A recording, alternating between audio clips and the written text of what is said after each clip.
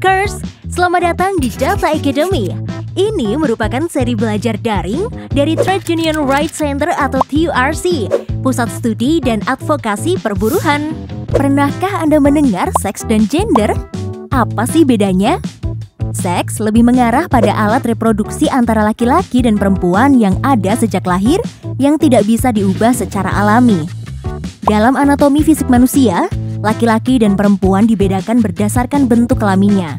Contohnya, perempuan memiliki vagina dan laki-laki memiliki penis. Selain itu, laki-laki dan perempuan juga dibedakan menurut fungsi reproduksinya.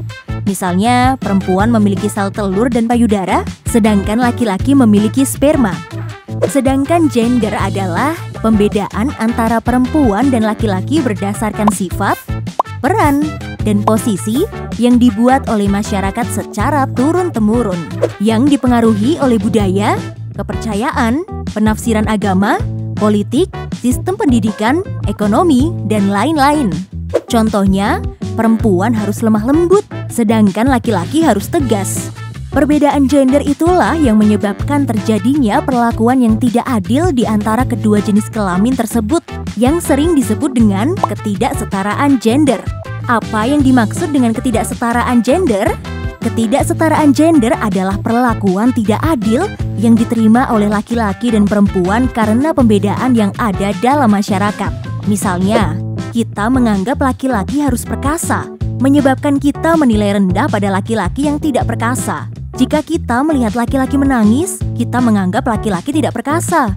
Begitu juga yang terjadi pada perempuan. Kita menganggap perempuan harus selalu menurut apa kata laki-laki, sehingga perempuan akan terbatas dalam hal berpendapat. Atau apabila ada perempuan yang berani berpendapat, maka akan dianggap liar. Selain contoh di atas, setidaknya ketidaksetaraan gender dapat dikelompokkan menjadi 5. Apa saja bentuk ketidaksetaraan gender? Pertama adalah beban ganda atau double burden. Beban ganda merupakan perlakuan kepada salah satu jenis kelamin untuk memikul tanggung jawab berlebihan. Misalnya, seorang perempuan selain sebagai istri yang mengerjakan tugas rumah tangga, juga sebagai pencari nafkah. Misalnya, ada seorang perempuan yang bekerja di pabrik. Sebelum berangkat, ia harus menyiapkan sarapan untuk keluarga dan merawat anak-anaknya. Setelah pulang kerja, ia harus mencuci dan memasak. Sementara suaminya bisa bersantai. Suami tidak melakukan pekerjaan rumah karena menganggap pekerjaan rumah adalah tugas perempuan dan tugas laki-laki hanya mencari nafkah. Kedua, marginalisasi. Marginalisasi dalam KBBI disebut sebagai usaha untuk membatasi atau pembatasan. Marginalisasi menurut Elliott School of International Affairs and the World Fair Trade Organization Asia adalah suatu kondisi dan proses mencegah individu atau kelompok dari partisipasi penuh dalam kehidupan sosial, ekonomi, dan politik yang biasa dinikmati oleh masyarakat luas. Menurut Mansur Fakih, marginalisasi terjadi karena adanya proses pemiskinan di mana pihak yang termarginalkan tidak diberi kesempatan untuk berkembang. Salah satu contoh marginalisasi adalah program pembangunan negara yang dinamakan Revolusi Hijau. Revolusi Hijau adalah berubahnya sistem pertanian tradisional menjadi sistem pertanian modern dengan menggunakan teknologi, dan hanya laki-laki yang berkesempatan menggunakannya. Ini mengakibatkan pekerjaan dalam pertanian yang biasanya dilakukan oleh perempuan kemudian tergeser oleh teknologi sehingga peran perempuan tersingkir dari kegiatan pertanian. Ketiga adalah kekerasan atau violence. Kekerasan dapat mencakup kekerasan fisik maupun kekerasan non-fisik. Kekerasan fisik misalnya pemerkosaan dan pemukulan. Kekerasan seksual juga merupakan kekerasan fisik. Sedangkan kekerasan non-fisik adalah kekerasan yang tak kasat mata. Kekerasan ini dibagi menjadi 2, yaitu kekerasan verbal dan psikis. Hal ini dapat berwujud mengganggu mental dan emosi korbannya. Keempat, pelabelan buruk atau stereotype. Misalnya, pandangan terhadap perempuan hanya sebatas pada tugas dan fungsinya pada pekerjaan domestik saja. Pekerjaan domestik dianggap sebagai pekerjaan yang ringan, tidak penting, dan tidak perlu dibayar. Kelima, diskriminasi. Diskriminasi adalah pembedaan perlakuan terhadap seseorang atau sekelompok orang karena jenis kelamin, ras, agama, status sosial atau suku. Contohnya, dalam suatu kompleks perumahan seringkali tertulis pemulung atau pengemis dilarang masuk. Apa yang menyebabkan ketidaksetaraan gender?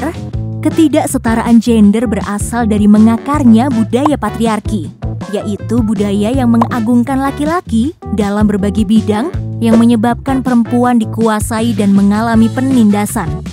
Budaya patriarki mengakar pada penafsiran agama yang terlalu memihak laki-laki. Adat istiadat yang memberikan kekuasaan pada laki-laki untuk memiliki perempuan, sistem pendidikan yang timpang, sistem hukum yang merugikan perempuan, sistem politik yang belum kondusif bagi perempuan, dan sistem ekonomi kapitalis yang hanya berorientasi pada keuntungan semata. Oleh karena itu, kita semua membutuhkan kesetaraan gender. Kesetaraan gender adalah kondisi masyarakat menempatkan laki-laki dan perempuan secara adil dan setara. Kesetaraan gender bisa dilihat dari akses, kesempatan berpartisipasi, kontrol yang sama dalam pembangunan dan perolehan manfaat yang setara dan adil. Contohnya, laki-laki dan perempuan harus memiliki kesempatan dan akses yang sama pada pendidikan. Perempuan seringkali tidak memiliki kesempatan dan akses untuk melanjutkan sekolah pada tingkat pendidikan yang tinggi, karena perempuan nantinya dipandang hanya akan menjadi ibu rumah tangga. Pendidikan yang tinggi dianggap tidak penting bagi ibu rumah tangga. Ketidaksetaraan gender juga menimpa buruh perempuan. Misalnya, dari 100 orang penduduk laki-laki usia lebih dari 15 tahun, terdapat 78 orang yang bekerja. Sedangkan pada rasio yang sama, perempuan yang bekerja hanya berjumlah 49 orang. Dari 100 pekerja paruh waktu, sekitar 56-57 diantaranya adalah perempuan. Selain itu, ketidaksetaraan gender juga berpeluang pada terjadinya kekerasan di tempat kerja. Menurut penelitian yang dilakukan oleh Perempuan Mahardika, di KBN Cakung, terdapat 118 buruh perempuan yang pernah hamil atau sedang hamil. 25,4%-nya harus tetap bekerja lembur. Selain itu, 773 buruh garmen perempuan yang disurvei Perempuan Mahardika, 56,5% merupakan korban pelecehan seksual di tempat kerja. Apa saja bentuk pelecehan seksual?